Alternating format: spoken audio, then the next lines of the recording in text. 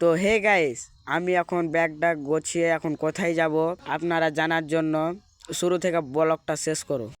তো এখন বাজে 8:10। তো ফাইনালি আমার বাস চলে এসেছে, তাই আমি দেরি না করে বাসে উঠে পড়লাম। উঠার পর খুব খিদে লেগে গেছিলো, তাই আমি তাড়াতাড়ি হোটেলে চলে এলাম।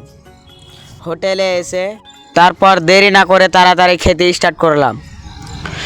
খাওয়া দাওয়া শেষ, এখন মুখ টুক মুছে এখন বাজে 12:35। তো ফাইনালি আমি কলকাতাতে পৌঁছে গেছি। তো তারপর আমি রুমে এসে দেখি রুমটা বেশ ভালোই লাগলো। তারপর দেরি না করে আমি কাজে চলে গেলাম। তারপর কাজে ভিড়ে গেলাম। কাজ করতে করতে এত খারাপ লাগছে,